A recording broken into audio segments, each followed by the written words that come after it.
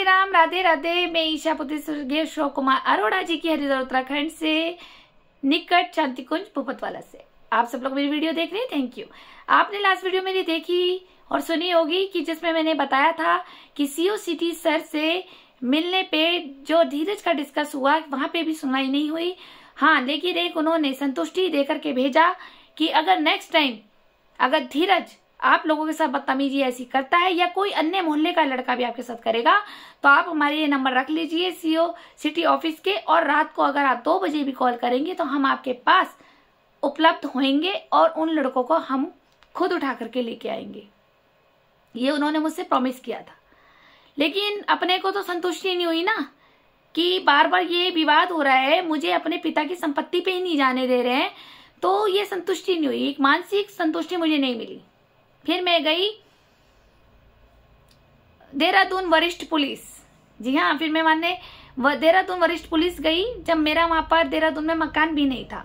मेरा देहरादून में मकान तो 2022 और 23 में बना है, लेकिन उस वक्त मैंने इतने धक्के खाए।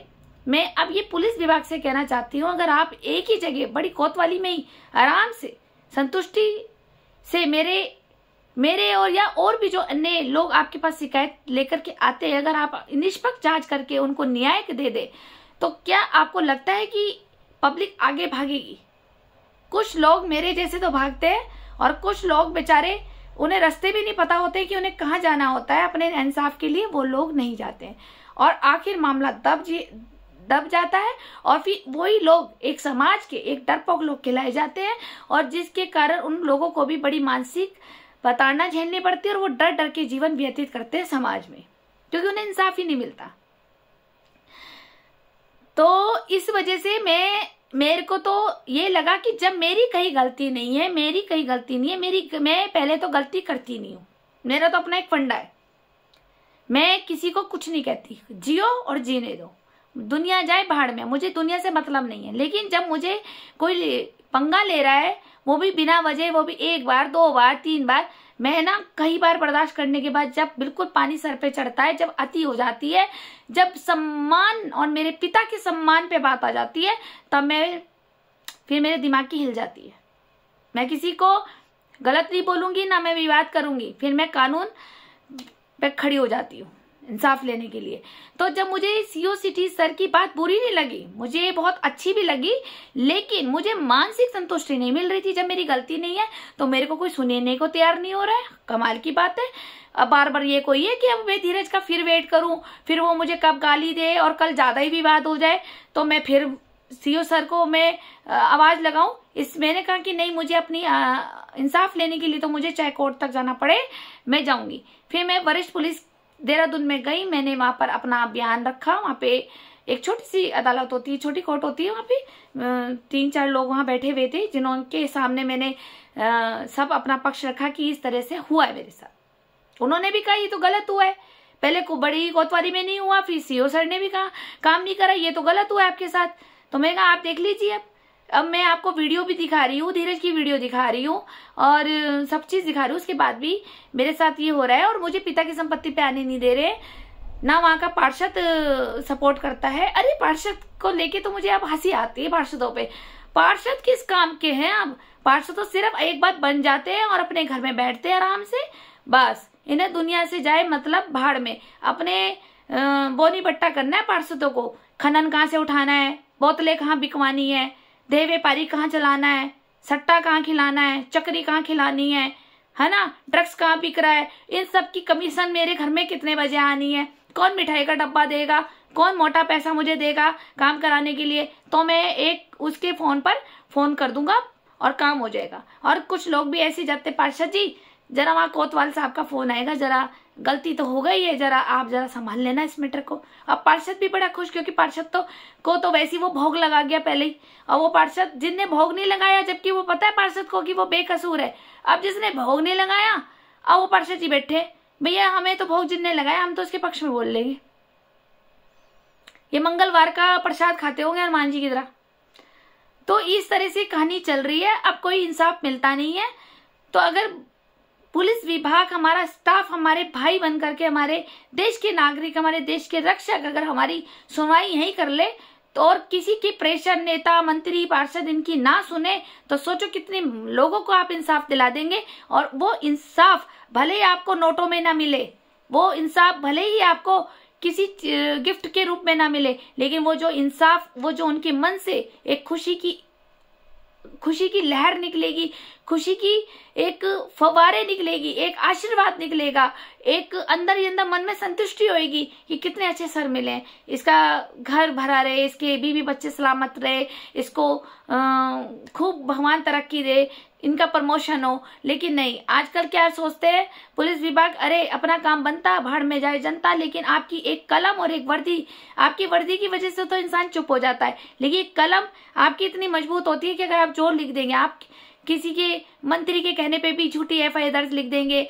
मुकदमा दर्ज करा देंगे। क्यों? क्योंकि हमारा देवबेरी बंद हुआ है, हमारे जेठ जी का लड़का बीच वाला, ठीक है, बिना कारण ही, वो भी नाबालिग होकर के थी तो जेल काट के आया वो लड़का। मेरी बहन को भी इन्होंने जबरदस्ती जेल कटवाई है, और सिर्फ ये धाराएं ये झूठी लिखा देते हैं कि ये इसने ये क्राइम किया, इसने ये किया, ये किया। ठीक है, आपकी कलम आपके नेता के कहने पे चलती होगी कि इस पे ये धारा लगा के निर्दोष को जेल करा दो, लेकिन हमेशा ध्यान रखना आपकी भी कलम भगवान के पास है, ठीक है। हमारी कलम भले ही आपके पास हो, वैसे तो सबकी कलम भगवान के पास होती है, लेकिन एक लीगल जो एक सामाजिक न्याय की कलम है वो आपके हाथ में। लेकिन अगर आप उसमें भी गलत लिख देंगे तो आपकी भी कलम ऊपर चल रही है शनिदेव के पास, एक ईश्वर के पास, एक ब्रह्मांड की शक्ति के पास, जो वो 24 घंटे ऑनलाइन रहती है। आपने इधर कर्म किया और वो उधर लिख गया, वहां नहीं मिटता, यहाँ तो मिट जाएगा, यहाँ चौकी में भी मिट जाएगा, पर्चे भी फट जाएंगे, फाइल भी छुपा दी जाएगी, फाइल को आग लगा दी जाएगी, झूठे चार्जशीट बना दी जाएगी, रस्सी को सांप को रस्सी बना दिया जाएगा, और कोर्ट में भी झूठे बयान आप पेश कर देंगे। ये सब तो यहाँ यहीं तक की प्रोसेसिंग है, लेकिन हम सबकी कलम एक मजबूत, जिससे वो लिख रहे हैं न्यायाधीश हमारा कर्मा, वो ऊपर लिख रहे हैं, और आज नहीं कभी ना कभी तो कर्मा लौट कर आता है। ये हकीकत है, मैंने अच्छे को देखा है, अपने सामने भुगतते हुए देखा है, और वो भी भुगतते हैं, उनकी पीढ़ियां भी भुगतती है, उनके बीवी बच्चे भी भुगतते हैं। क्या होता है, आपकी वर्दी देख करके या आपकी कलम और आपकी ऊंची आवाज से एक निर्दोष चुप तो हो जाएगा, लेकिन जो उसकी अंदर से आह निकलती है ना, वो ऊपर तक चली जाती है, वो ऊपर की अदालत में जाती है। फिर आपको मेरी बात बुरी लग रही होगी, लेकिन गलत भी नहीं लग रही होगी। इसलिए मैं ये नहीं कह रही हूँ कि आप लोगों में कमी है, मैं ये कह रही हूँ कि आप अपनी वर्दी की पावर दिखाएं।